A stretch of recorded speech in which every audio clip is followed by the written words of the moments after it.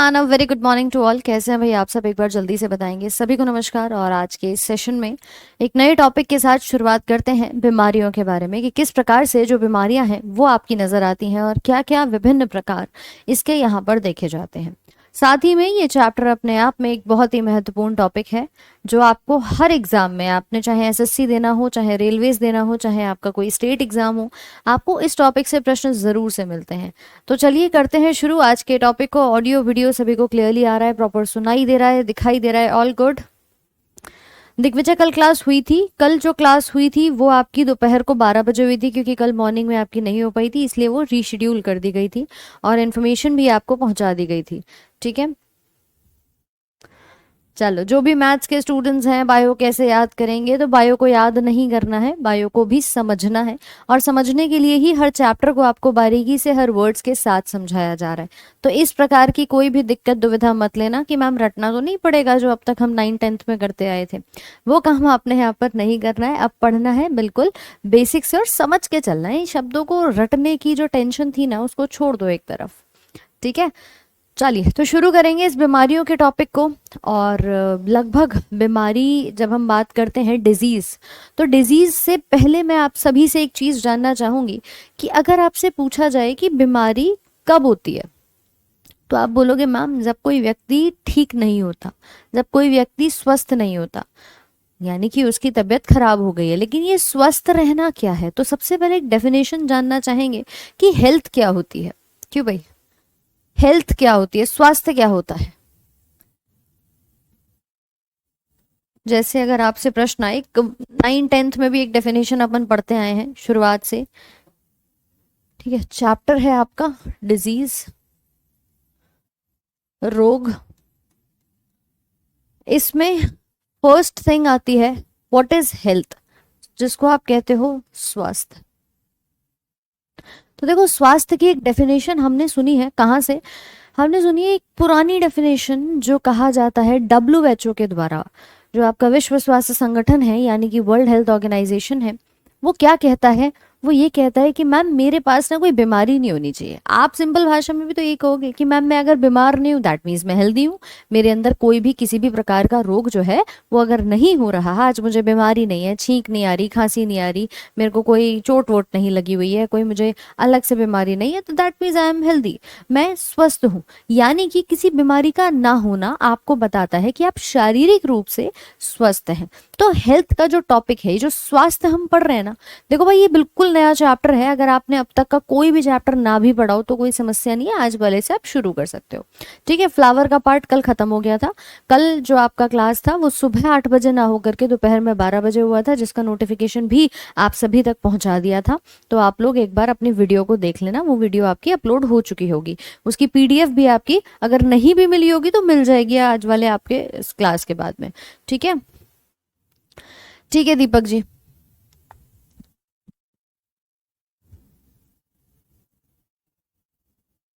चलो copy paste मत करो, ठीक है? आपका हिंदी इंग्लिश दोनों लैंग्वेजेस में अपन करते हैं इसको। ओके, तो मैं क्या कहूंगी कि स्वास्थ्य मतलब मुझे फिजिकली, यानी कि शारीरिक तौर पे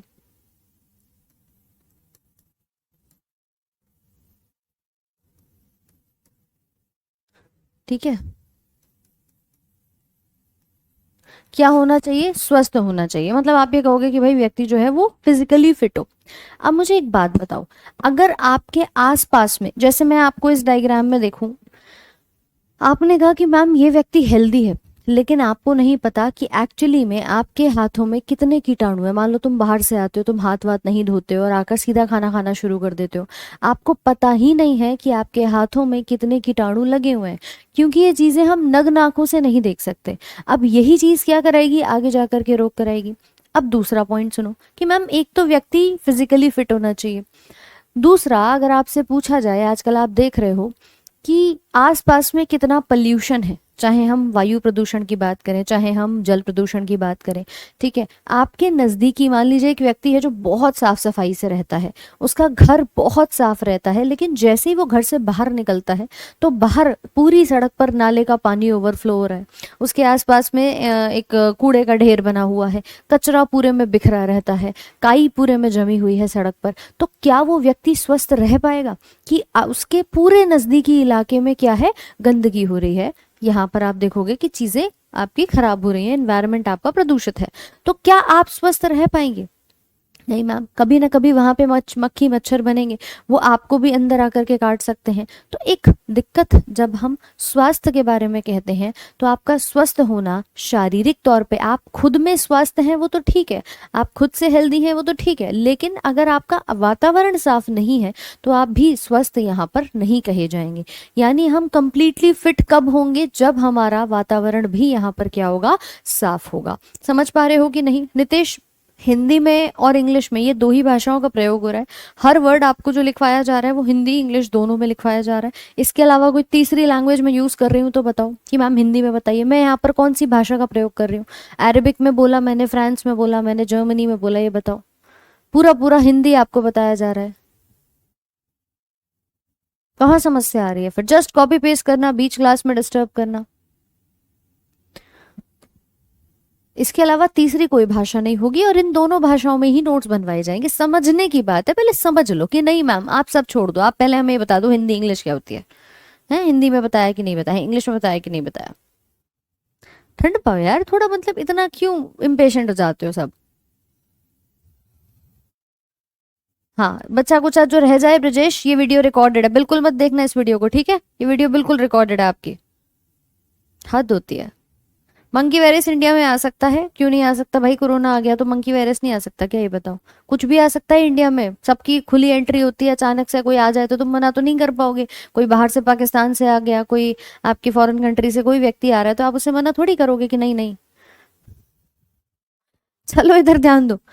आपका स्वस्थ होना किस फैक्टर पर निर्धारित करता है? कि स्वास्थ्य यानी पूर्ण रूप से शारीरिक, मानसिक और सामाजिक कल्याण की वो स्थिति जहां पर आप देखते हैं कि WHO ने भी इसी डेफिनेशन को दिया है कि a person who is completely fit. लेकिन फिट कैसे है? वो फिजिकली, मेंटली एंड सोशली। मैंने आपको फिजिकली बताया, शारीरिक तौर पे व्यक्ति को खांसी जुकाम नहीं आ रहा तो आपने कहा स्वस्थ है। दूसरा आपने कहा उसका आसपास का एनवायरनमेंट भी साफ है। तीसरा क्या होता है कि आप मेंटली स्टेबल होने चाहिए। अब मैं आप ही का एग्जाम्पल ले लूं, इस समय पर जो व्यक्ति CGL की तैयारी कर रहा है या जो रेलवे की तैयारी कर रहा है, जो यूपी पुलिस भर्ती का पेपर दे रहा है, उसके दिमाग पर कितना प्रेशर है?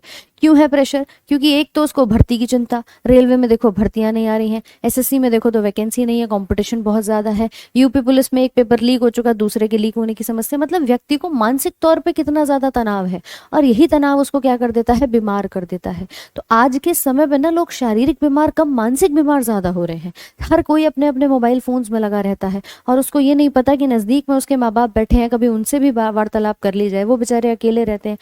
यहाँ पर दुनिया में अब आप जो फिजिकली अभी देख रहे हैं, फिजिकली डिजीज बहुत कम है, उससे ज्यादा मेंटल डिप्रेशन के, एंजाइटी के, इसके जो लोग हैं वो यहाँ पर देखे जाते हैं। तो इसीलिए तीनों फैक्टर जरूरी हैं। आपको कोई डिप्रेशन ना हो, कोई चिंता ना हो, कोई तनाव ना हो, ये भी जरूरी है।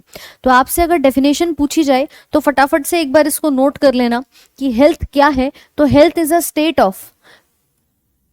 State of complete physical, mental and social wellbeing. सामाजिक तौर पे, शारीरिक तौर पे और मानसिक तौर पे आप स्वस्थ हैं, ना कि केवल बीमारी नहीं है आप में, इस चीज को आप यहाँ पर कहते हैं कि आप स्वस्थ हैं। ठीक है, तो नोट करिए हेल्थ की डेफिनेशन, स्वास्थ्य पूर्ण शारीरिक, मानसिक और सामाजिक कल्याण की स्थिति है, ना कि केवल बीमारी या दुर्बलता की अनुपस्थिति को कहा जाता है।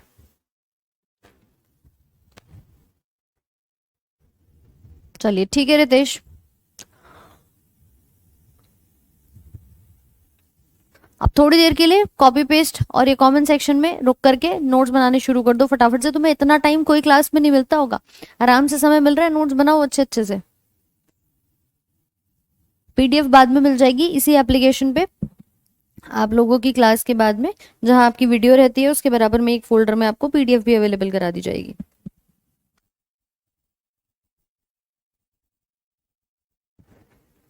मैं नहीं चाहती कि देखो आपको सिर्फ एक डेफिनेशन देके खत्म कर दिया जाए, आपको समझना जरूरी है ना। फिर कहोगे मैम बायो रटनी पड़ रही है, बताओ।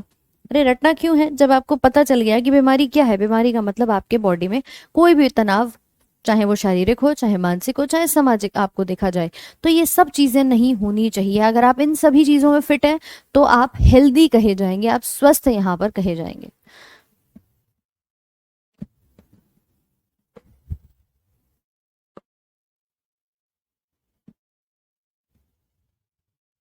एक कह रहे हैं कि मैम ऑनलाइन क्लास है तो सिलेबस तो मोबाइल तो देखना ही पड़ेगा। अच्छा, मोबाइल देखो, लेकिन एक टाइम पीरियड पे तो क्लास होती है, उसके अलावा फिर तुम इंस्टाग्राम में लग जाते हो। अब बेचारे घर वाले करें क्या।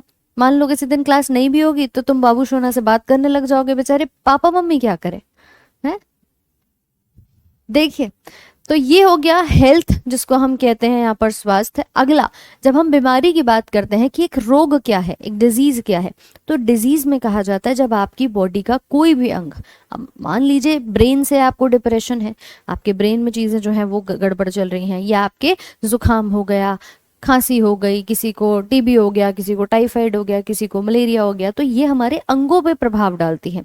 इसका मतलब जब आपका एक या एक से ज्यादा अंग या अंग की प्रणाली, हो सकता है कि एक अंग खराब हुआ, मतलब मान लो पेट में इन्फेक्शन हो गया, लेकिन अगर आपको टाइफाइड हुआ है तो पेट के साथ आंतों में भी डायरिया होगा, उसमें भी प्रॉब्लम आएगी, मतलब पूरा डाइजेस्टिव सिस्टम खराब हो जाएगा। टीबी हुआ तो पूरा आपका फेफड़ों का सिस्टम यानी रेस्पिरेटरी श्वसन तंत्र खराब हो जाएगा। तो जब ऐसी परिस्थिति आ जाए जहां या तो एक अंग या पूरा का पूरा अंग प्रणाली क्या हो जाए, खराब हो जाए, उसको कहा जाता है डिजीज, उसको कहा जाता है रोग।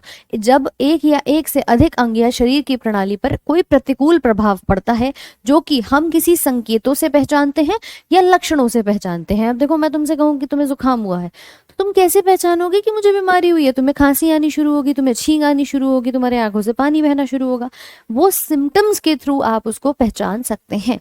किसी व्यक्ति के पेट में अचानक से दर्द होना शुरू हो जाए तो वो पेट दर्द क्या है, उसका लक्षण है। तो बीमारी लक्षणों से पहचानी जाती है, ये आप यहाँ पर नोट कर सकते हैं।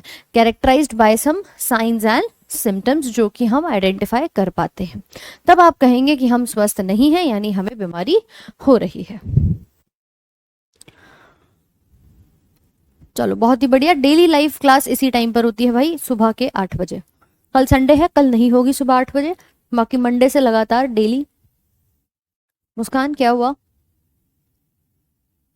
अरुला कुमारी सेम इसी आपके बैच में आपको पीडीएफ भी मिल जाएगी। सेकंड स्लाइड है ये। और आज आपकी मैराथन भी है, लगभग 5 से 6 घंटे की मैराथन रहेगी यूट्यूब पर, रैंकर्स गुरुकुल पर। तो आप जुड़ सकते हैं, सारे इंपॉर्टेंट क्वेश्चन स्पेशली हम आपके करने वाले हैं उसमें, बायोलॉजी के पूरा रिविजन। तो आप जुड़ सकते हैं, सुबह 11 बजे से लगातार आपकी 5-6 घंटे की क्लास चलेगी। ऋषि, फ्लावर का पार्ट खत्म हो गया, कल वाली एक वीडियो में आप देख लेना। चलो भाई, समझ आया सभी को। तो बीमारी क्या है, बीमारी इसको हम यहाँ पर कहते हैं।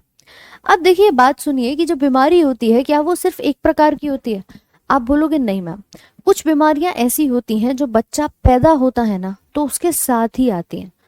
कुछ बीमारियां जब बच्चा जन्म लेता है उसके साथ आती हैं, यानी कि उन बीमारियों को मैं क्या कहूंगी, जन्मजात रोग बीमारियों की अगर कैटेगरी देखी जाए तो उन बीमारियों को कहा जाता है जन्मजात, जो जन्म से बच्चे के अंदर आ रही हैं। लेकिन कुछ बीमारी ऐसी भी होती हैं जो आप जीवन, मतलब पैदा होने के बाद अपने पूरे जीवन काल में एक्वायर करते हो। मान लीजिए किसी को डायबिटीज हो गई, ठीक है।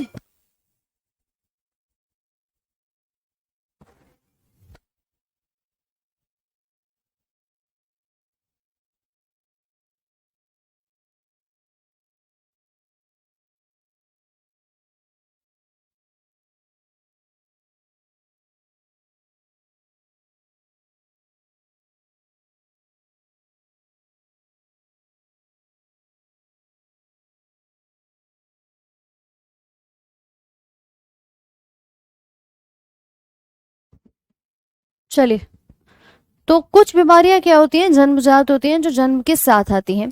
कुछ बीमारियां क्या होती हैं, वो देखी जाती हैं एक्वायर्ड। एक्वायर्ड का मतलब क्या होता है, अब मान लो किसी को डायबिटीज हो गई तो उसके जीवन काल में ही तो हुई होगी। किसी को जुकाम हो गया तो ऐसा थोड़ी है बचपन से पैदा होते जो जुकाम उसको आया था।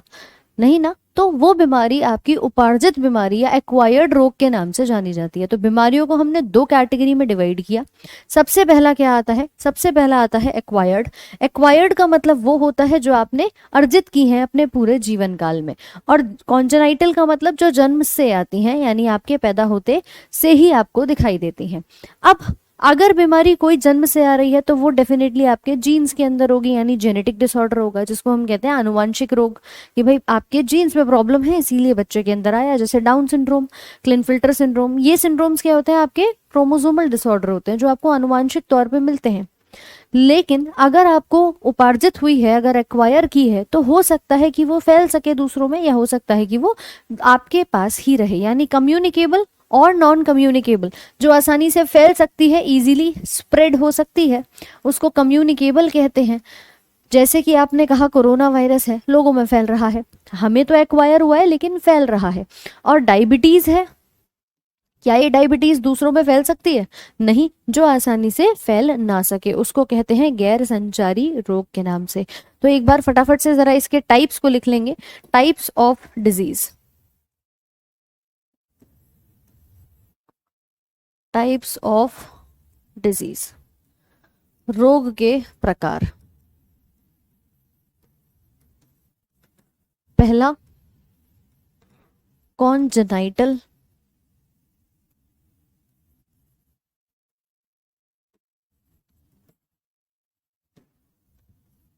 जिसे कहते हैं जन्मजात रोग।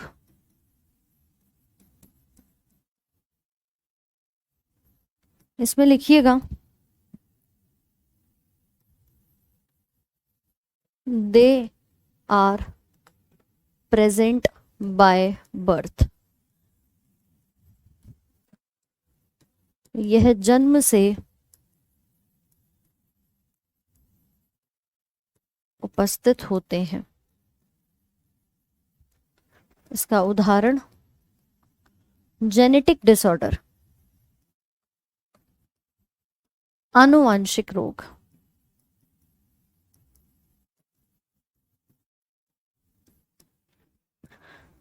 दूसरी श्रेणी बनती है आपकी एक्वायर्ड डिजीज की,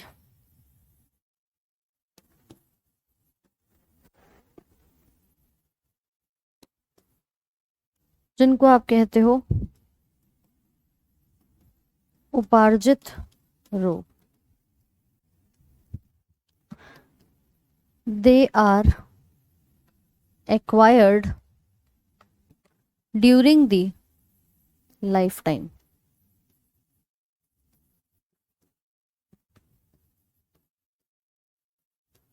यह जीवन काल में अर्जित किए जाते हैं।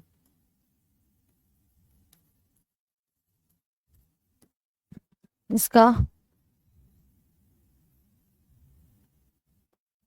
दो भाग होते हैं, तो नीचे लिखेंगे these are of two types. यह दो प्रकार के होते हैं। नोट करो भाई इसको फटाफट से। हाँ अंकुर आता है, जी के जीएस में ही फिजिक्स केमिस्ट्री बायोलॉजी आता है भाई।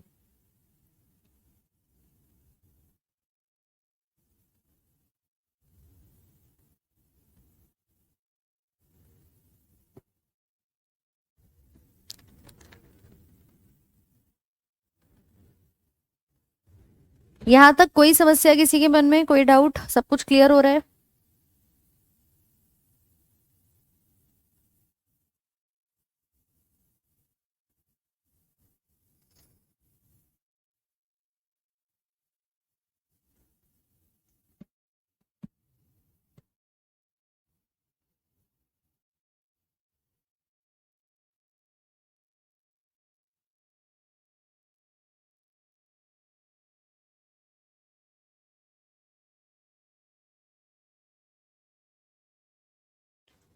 चलो भाई डन, लिख लिया सभी ने?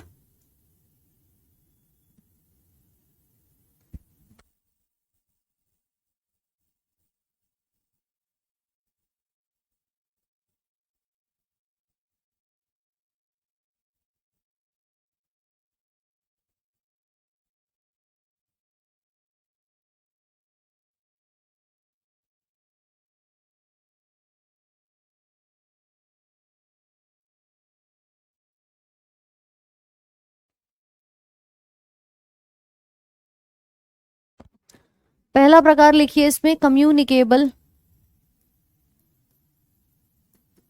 डिजीज यानी संचारी रोग।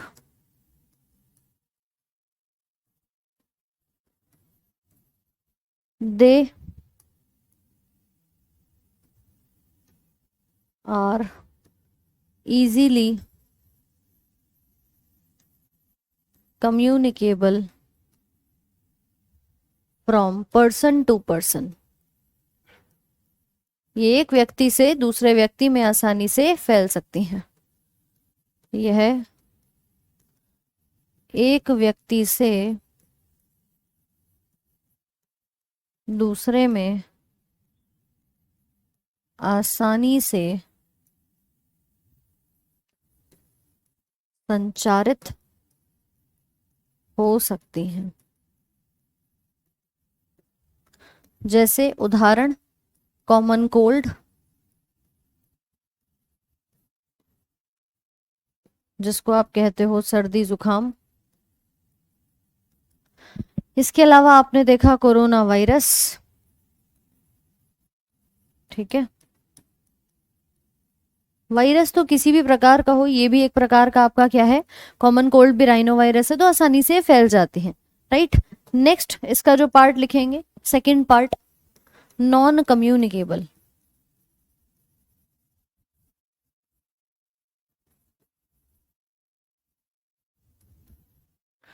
गैर संचारी रोग।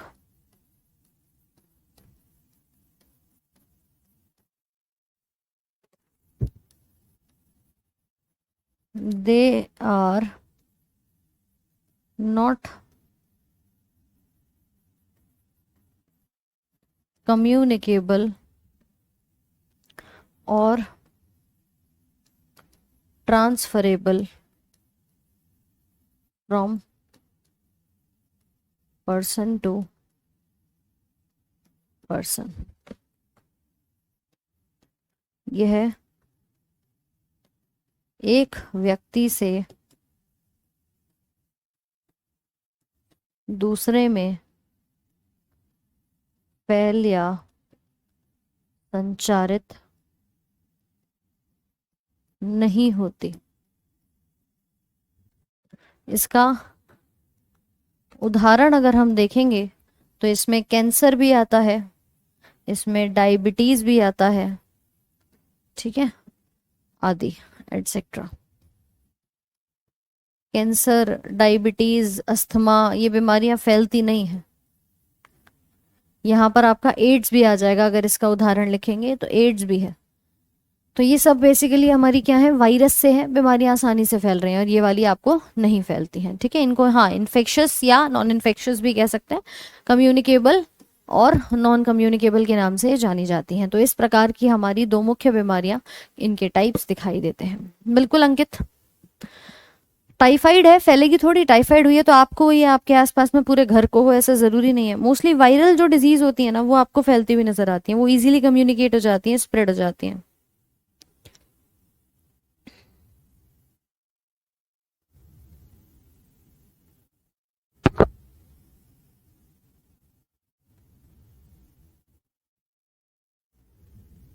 क्लियर सभी को?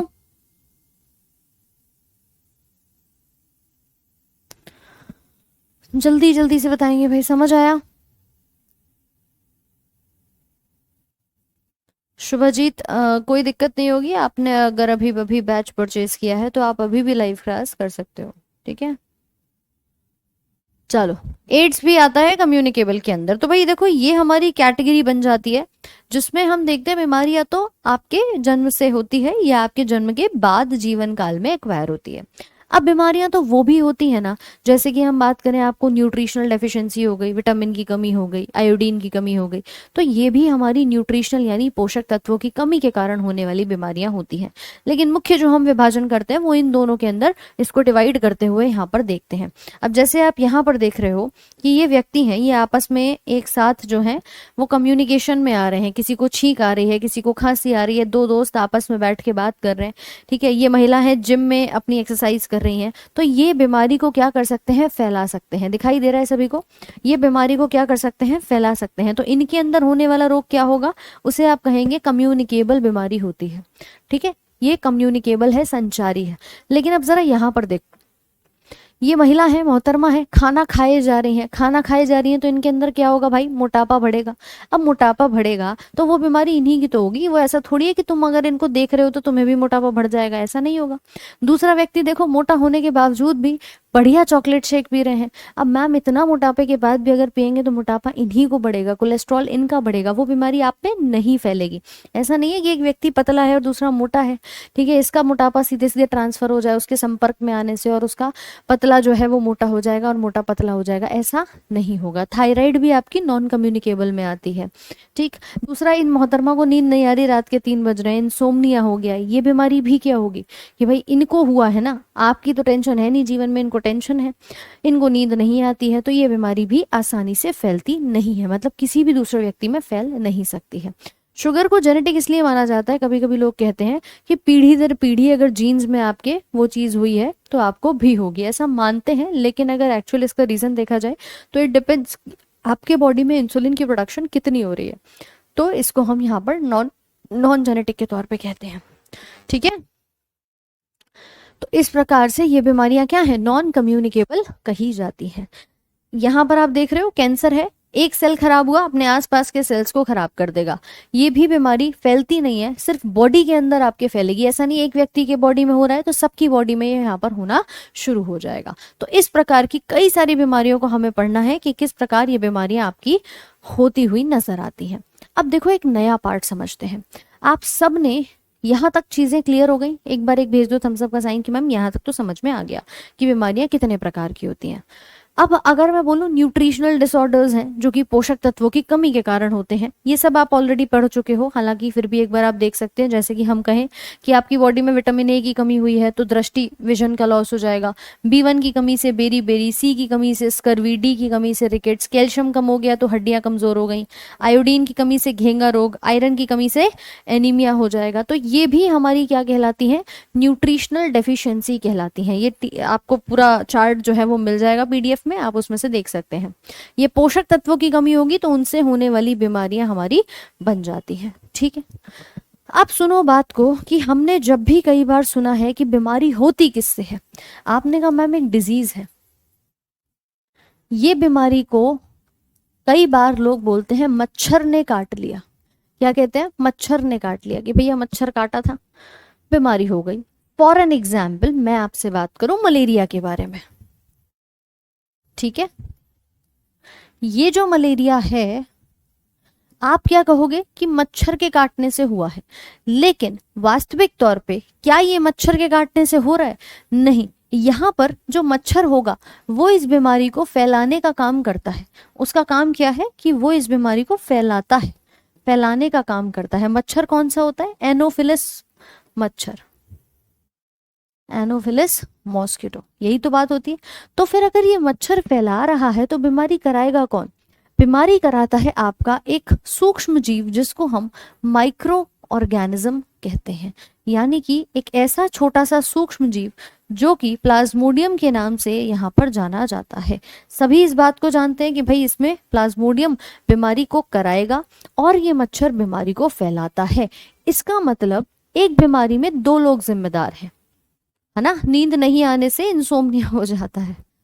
चलो, अगर मैं कहूं तो एक बीमारी को कराने में 2 लोग जिम्मेदार हैं। 2 कैसे, एक आपके शरीर में, फॉर एन एग्जाम्पल कि मैम बैक्टीरिया या वायरस है, कोरोना वायरस है, कोरोना वायरस शरीर के अंदर आ गया, वो वायरस था, वो वायरस शरीर में आया। अब तुम किसी दूसरे व्यक्ति के सामने छींकोगे, खांसोगे तो वो वायरस वहां चला जाएगा। इसका मतलब जो वायरस शरीर में आया, बीमारी का कारक कौन था, वो था। और बीमारी को तुमने फैलाया कैसे, खांसने और छींकने के माध्यम से। तो इसी प्रकार से जब भी हम किसी भी बीमारी की बात करते हैं ना, वहां पर 2 चीजें आती हैं। एक, जितने भी सूक्ष्म जीव हैं जो आपके बैक्टीरिया, वायरस, प्रोटोजोआ, फंगस, ये होते हैं, ये बीमारी को कराते हैं, ये बीमारी के क्या हैं, कारक हैं, इनको बीमारी का पैथोजन कहा जाता है कि ये बीमारी को कॉज कर सकते हैं। और दूसरा, जितने भी मच्छर आप देखते हो इनको वाहक कहते हैं, कि वाहक है मतलब ये लेकर के जा रहे हैं। तो जिस प्रकार से हमने यहाँ पर देखा, ये माइक्रो ऑर्गेनिज्म क्या बन जाएगा, इसका पैथोजन बन जाता है, मतलब कारक बन जाएगा कि भाई ये नहीं होगा तो बीमारी होगी नहीं। और ये जब बॉडी में चला गया, अब वो मच्छर आएगा तुम्हें काटेगा, क्योंकि तुम्हारी बॉडी में प्लाज्मोडियम है, तो तुम्हें जब काटेगा तो अपनी लार में उस प्लाज्मोडियम को ले लेगा और फिर दुनिया भर में फैलाता हुआ नाचता हुआ जाएगा। तो ये मच्छर क्या हो गया, इसका वाहक हो गया, यानी वेक्टर हो गया। क्या ये बात सभी को समझ में आई कि नहीं आई, जल्दी से बताओ। प्लाज्मोडियम वाइवेक्स, वेल्सिपारम, प्लाज्मोडियम मलेरिया, अलग अलग इसके जीनस यहाँ पर दिखाई देते हैं। बेटा ये प्रेम रोग के चक्कर से दूर हो जाओ, प्रेम रोग में भी नींद नहीं आती है ना, एग्जाम का रोग ले लो, क्योंकि एग्जामिनर जब सवाल देगा तो तुम्हारा प्रेम रोग काम नहीं आएगा, फिर तुम्हें दिक्कत यही करेगा कि हमने पढ़ा क्यों नहीं था।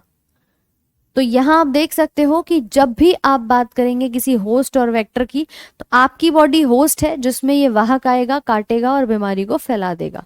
सेम प्रकार से जितने भी ये छोटे छोटे से आपको कीटाणु दिख रहे हैं, जिनको आप कहते हो सूक्ष्म जीव, जो तुम्हें खुली आंखों से ना दिख पाए, अब भैया वही कहलाते हैं पैथोजन। ठीक है, पैथोजन का मतलब जो बीमारी को कॉज कराते हैं, और दूसरा वेक्टर, वेक्टर का मतलब होता है जो बीमारी को फैला रहे हैं। तो जितने भी छोटे छोटे से ये वाला साइड जो आप देख रहे हो, ये सब के सब क्या है, पैथोजन है, कारक है, क्योंकि ये हमें अपनी आंखों से तो दिखते नहीं है। और मच्छर जितने भी होंगे इनको वेक्टर कहा जाता है, वाहक कहा जाता है। क्लियर?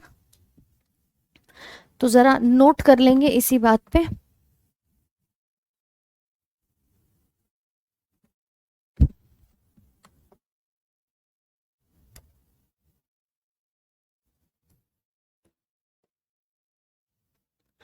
लिखिए भाई, पैथोजन,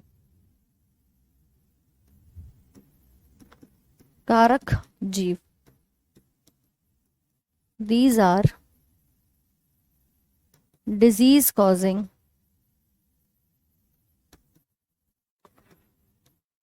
microorganisms। तो ये डिजीज को कॉज करने वाले हैं, यह बीमारी के कारक जीव होते हैं।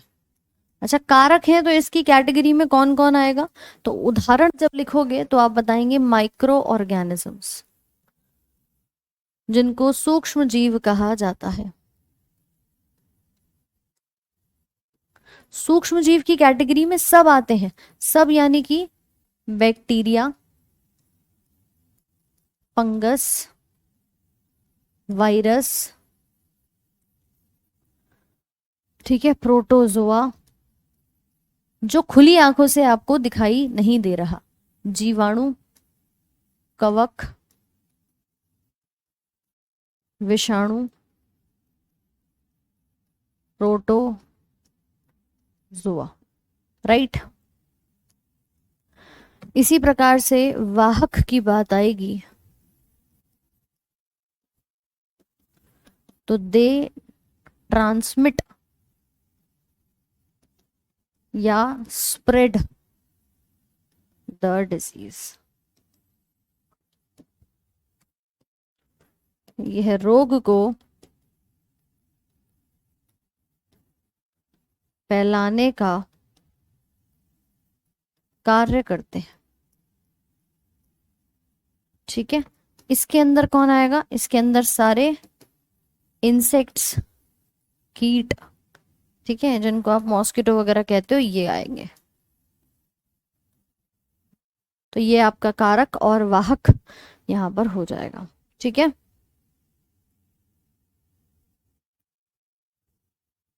यहां तक सब कुछ क्लियर है भाई, समझ आया कि नहीं? एक पैथोजन होता है हर बीमारी में आप देखेंगे, और एक इसका वाहक यहां पर कहा जाता है। अभी ये सारे रोग हम पढ़ेंगे कि टाइफाइड कैसे होता है, आपका कोलेरा, डिप्थीरिया, गलघोटू, एड्स, कैंसर, ये सारी बीमारियों के बारे में अपन पढ़ने वाले हैं। और ये जितनी भी बीमारियां हैं इनको दो श्रेणियों में पढ़ेंगे, एक आपकी बैक्टीरिया से होने वाली और दूसरी आपकी वायरस से होने वाली, यानी कि जीवाणु जनित और दूसरी विषाणु जनित, bacterial disorders and viral disorders. ठीक है, कल की छुट्टी है और परसों आपकी क्लास रहेगी सुबह 8 बजे। लिख लिया भाई यहाँ तक?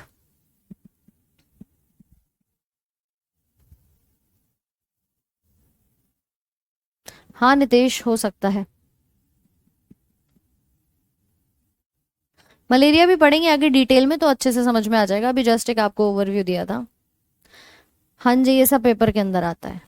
तो पैथोजन और वेक्टर से अलग अलग आपके बीमारी जो है वो दिखाई देती हैं। ये देख रहे हो कि इसमें आपका वायरस है, बैक्टीरिया है, कोई पैरासाइट आ गया, कोई फंगस है, कोई प्रायन है, इनके द्वारा बीमारी जो है वो आपकी एक तरह से होती हुई नजर आती है, क्योंकि कहीं ना कहीं यही बॉडी के अंदर आपके जाके बीमारी को कराने का काम करते हैं। राइट, तो भाई देखो आज के टॉपिक को तो हम यहीं तक रखेंगे, ठीक है। और इसके अलावा परसों शुरू करेंगे आपके जीवाणु जनित रोगों को, बैक्टीरियल डिसऑर्डर्स को। अगर कल क्लास होती है, हालांकि होगी नहीं बट स्टिल अगर कल क्लास होती है तो सुबह के 10 बजे होगी, और इसी के साथ आपको रात को इवेंट लग जाएगा। अगर इवेंट लग जाता है तो आप क्लास में आ जाइएगा कल सुबह के 10 बजे, और अगर नहीं लगता है, वैसे तो देखो मेरी प्रयास ये रहेगा कि कल मैं आपकी क्लास करा दूं, ये टॉपिक जो है पूरा वो आपको कल करा दिया जाए, ठीक है। बाकी चलिए नेक्स्ट, इसके बाद जो हमारी हेडिंग रहेगी वो रहेगी बैक्टीरियल डिजीज, जीवाणु जनित रोग।